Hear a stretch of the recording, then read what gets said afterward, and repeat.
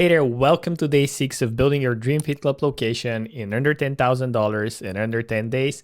And today we're going to be talking about marketing and how to fill up your gym before you open. We're going to cover the 5 different strategies that you can implement starting today for free or almost free to get your gym filled up. And we're going to make a launch plan so we can start with our gym at full capacity. Hey Impactors, welcome back to the channel. If you're new here, my name is Simeon Krastev and I'm on a mission to build an international multi-million-dollar business in the health and fitness industry, and I'm sharing tips, tricks, and lessons I'm learning along the way. So hopefully you can take some of those ideas, implement it yourself, see success. If you happen to be in the health and fitness industry and wanting to build a thriving business, whether that's online coaching business or in-person physical location, gym, brick and mortar studio and facility, subscribe to the channel. Let's dive in. Today we're going to talk about the most important topic and something that I quite didn't realize when I launched my health and fitness business. I thought that I'm in the business of delivering results for my clients and providing good service and training clients and having variety in the workouts and having good high quality service and being polite to the members. But the reality was that I was in the sales and marketing business. That's the sad reality. And whether you like it or not, it's two of the most important skills that you need to learn as a health and fitness entrepreneur. And today we're going to break down how to generate extra interest for the services you provide and for your up and coming gym, or maybe you already have an existing one. We're going to pull back the curtain of how you can implement some of those strategies. Now, before we dive into the actual marketing plan, you got to figure out who the location is for. Let's say your location is ready. The next thing we got to do on the list is figure out who we're going to serve. Ideally, you've already done that work, but in our case, we're going to look at who is our persona. Everybody is not the right answer, because if it's everybody, you're going to be able to serve and market to nobody because your message is going to fall flat and nobody's going to hear it. So if you want to advertise and promote your local services, you got to have an idea of the avatar. And for us, that's Active Annie. She's in her 30s and she wants to get a quick workout after work hours before cooking dinner for the husband and taking care of all the other home errands that are waiting for her. So she needs quick, punchy workouts, good friendly environment, and ideally programs that maximize the results she's getting for the time spent.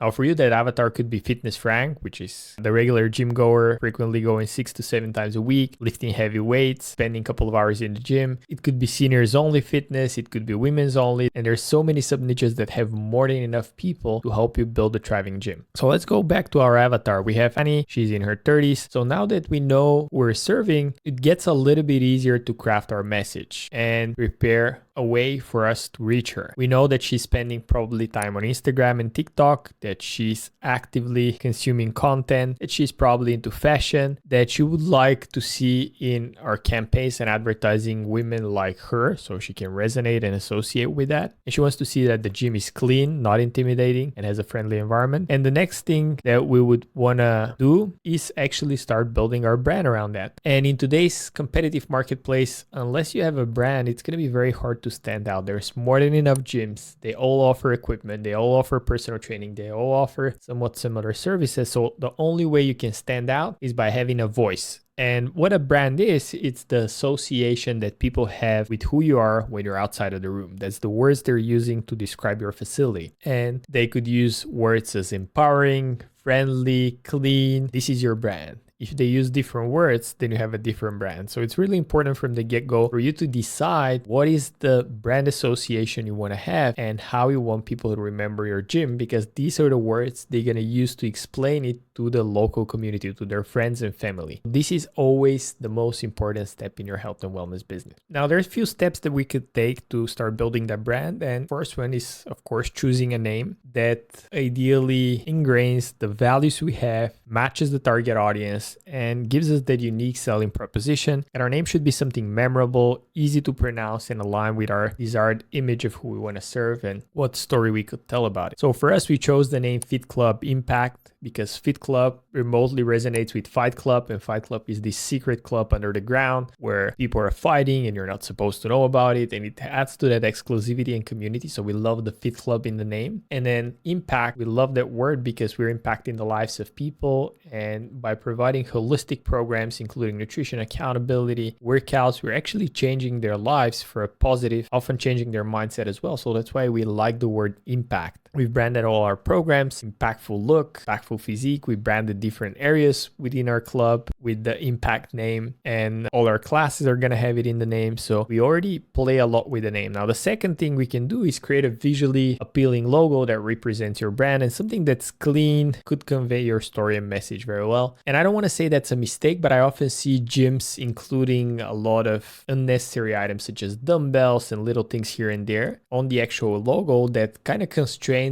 who they are and what they do. What I like is the simplicity of just having the words written in a specific font on a clean color background, because this helps when you start printing out these materials elsewhere. So we're using Canva to design ours, nothing complex here. It took us like literally 5 minutes to design our logo. So now that we have our logo done, the next thing we want to think of is the color scheme, how our logo is going to look on brighter color t-shirts, on a darker color t-shirt. So we want to have a couple of variations of the logo just so we can use it for future content, for print materials again. And in our case, we're going to stick to the basics. We're going to have black and white version of the logo, keep it clean, minimalistic, simple. And then we want to develop the tagline ideally, or something like a one-liner that represents of who we are. And for us, that's live your best life. I really love that essence. And it encapsulates a lot more than just physical workouts and a gym. Really reinforces that health is a big part of our life, and by taking care of it, we can excel in other areas of our life as well. So I love the combination of those. So this is how we came up with our tagline. Now the next step, once we have that and we have the branding, the idea in our head of who we are and who we want to serve, is to actually create our marketing plan. And that's super important, because if you open your club and expect for somebody to show up, I'm going to burst your bubble by telling you nobody's going to show up. I remember I opened up my first location. I invited 800 of my friends on the grand opening. 200 of them showed up. And on my first class, I had 4 people. So for the first few weeks, I faced the harsh reality that unless you do some heavy marketing to get your location rolling and you don't have the packages and services all up front, you can introduce them when you're doing the grand opening, you're going to be off to a bad start, and you got to plan and budget for a lot of overhead expenses that you could have saved otherwise if you just plan ahead of time. So the first 2 steps are important, the branding and the logo and the avatar, but these 2 are not going to pay our bills. The next thing that is number 1 priority is marketing, how we're going to get seen. The reality is nobody knows who you are. Nobody knows that you exist. Maybe a couple of your friends, maybe a couple of the neighbors that saw you doing the renovations of the space, but they're not going to come. I'm being honest here, guys. And when it comes to marketing, it doesn't have to be something complex. I see people making these long lists of things to do and like complicated plans and budgeting. And as Mike Tyson likes to say,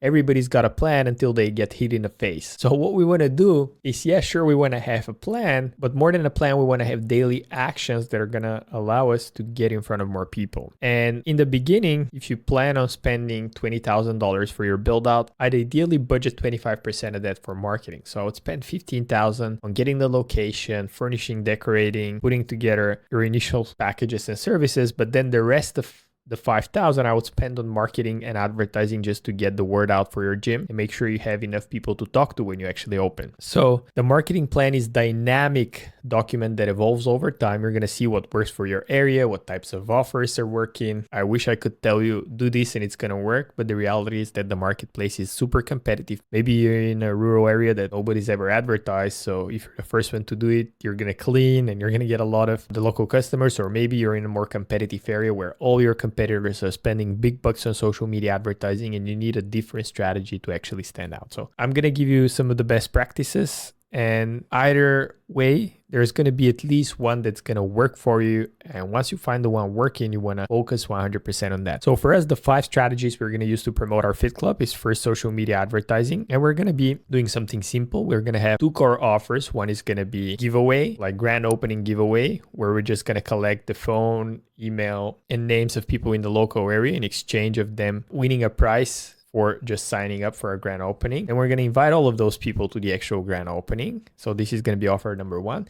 And then offer number 2 is going to be a challenge. We love running challenges because they have the members committed for a duration of time. It allows us to build that relationship. It allows us to get those early testimonials, get those before and afters. And in the future allows us to promote those and attract more members, because we already have some that have gotten results with our programs. Because let's be real, people don't go to the gym to work out, they go there to get results, look better naked, have more energy, have more vitality, and they're looking for tangible outcome, and just the workouts alone are not going to cut it. So once we have the idea of the 2 offers we're going to run, so for us it's going to be either 21, 6-week, 8-week, 12-week challenge. We're going to play around with that concept. We have the giveaway for the grand opening. We're going to prepare the advertising. We're going to run some video ads, and these could be simple ads with captions and subtitles of the actual owner of the facility just sharing, hey folks, we just opened up our brand new facility. We're local to the area and we would love you. Pay us a visit. It's going to be free for the first one. You can try us out, like it, and let us know, share with your friends. And if not, cool, you at least got some service, some value. We'd appreciate you if you sign up for our grand opening giveaway, because we're raffling an Apple Watch, an iPhone, whatever you decide. Doesn't have to be tied up to any Apple products or rewards. It could be just a membership, personal training package, supplements, whatever you can think of. But anyway, give them an incentive. And this way, first, you're giving something that they want, which is the tangible element for free, meaning people are more willing to sign up for that. It might attract a lot of freebie seekers, but at least you're going to get volume and you're going to get the word out in the local community, as you're going to get a lot more engagement in the local community by running that. And second, you're going to get a lot of names, phone numbers, and emails on your CRM. So you have some people that you can work on, call them, email them, present different offers. Now, the second thing is obviously the challenge. So we're going to run is nutrition accountability workouts, come down. We're going to advertise in the local area. We're going to run one challenge specific for women, one challenge specific for men. We're going to target age groups. So for example, women over 40, local to the area of X, come down to our facility to try out our new 8-week challenge for busy moms. You're gonna love it. You're gonna get workouts, nutrition plans, accountability, support from a coach, nutrition. You're gonna get everything covered. We're gonna get you underneath to measure you. It's gonna be amazing. Come down. You're gonna love it. So this is pretty much the actual ad, the copy of the ad. We're gonna run this in the local area as a Facebook lead ad. We're gonna make sure we collect all the names, emails, and phone numbers, and we're gonna call those people up. So this is gonna be a big part of our strategy. The next part of our strategy is gonna be the local partnerships, and this is collaborating with local businesses in our community that are either in a similar niche or complementary. This could be med spas, this could be beauty salons, hair salons, chiropractors, local shops, pretty much everybody that's in a 2-mile radius in a proximity to your facility. What I would do is buy a box of candy, maybe a bottle of wine, just so they see that I'm a human. I'm not like a meathead, because sometimes they have that annotation about gyms. You want to build a good relationship and make sure that you can mutually benefit of each other in the future. So I'm just going to go there, introduce myself as the owner of the facility, and explain that I'm just launching my new club and just wanted to say hi, see how we can collaborate with each other, learn a little bit more about their services, ask them extensively about what they offer. So in the future, if my clients would want any of those services, I know who to refer them to, and just get a feel for what they do, how they are as people, ask them about their family, how long they've been in the business, how's business like, just try to build a genuine relationship. And I wouldn't even like try to leave cards or anything like that. I would just be genuinely nice and inquire about what they offer. And a percentage of them are going to ask you, so what kind of workouts are you guys going to do? And the ones that are intrigued and interested in, I'm going to give them the details, and I'm going to offer for them to come work out for 1 month for free. Why is that important? Because now, once the owner of the place starts coming down to my facility, I'm going to be taking photos with them, sharing them on social media, tagging them, and I'm going to get the word out, because they're the influencers in the local community, and all the people that go to them are my ideal target customers. So this is probably one of the lowest hanging fruits. It's going to cost you a couple $100s between all the bottles of wine and the candy that you're going to buy, and the free memberships anyway. You got to run your gym and run the classes, so it's not going to cost you anything out of pocket. But having 5 local partnerships can ensure that you have unlimited traffic coming to your gym. Now, another strategy I would do with the local partnerships is, once I have a strong partner that I like collaborating with, I would ask them for a free introductory offer to their service that I can give to my clients for free to send them their way. So this way I can go to a massage therapist and get a 50% discount on a massage. I can go to the med spa and maybe get a discount, or maybe I can go to the hairdresser and get a free haircut or whatever makes sense for their intro offer. And this way I can bundle multiple offers from the local businesses. And when I'm advertising and promoting my challenges and I'm pitching, and I'll also say, by the way, and you get 50% at this salon, and you get 50% here, and you get this. So now I'm increasing the value of my service by partnering with other businesses in the area. I'm feeding them business because they are saving the cost of advertising by having somebody bring business to them for free. And I'm building good relationships. So this is how I would approach local partnerships. Now, the third thing is community events. The easiest way to go into a new area, if you haven't been there, is to host community events. And I would always try to relate them to health and fitness just because that's the topic that I'm knowledgeable about and I can talk about. But I would choose a seminar or a topic that I can talk to. I would invite a couple of guest speakers from the area, like local authorities. So for example, if it's the med spa, I would get one of the doctors to talk about skin. Then if it's hair, I would get one of the hairdressers to talk about hair and hair health and scalp health and things like that. So I would put together an agenda for a couple of training topics and I would host it in my gym and I would invite everybody for free. I would spend again a couple $100 just for some drinks, some snacks, and I would make sure I would document the whole thing. I would film it, I would take photos,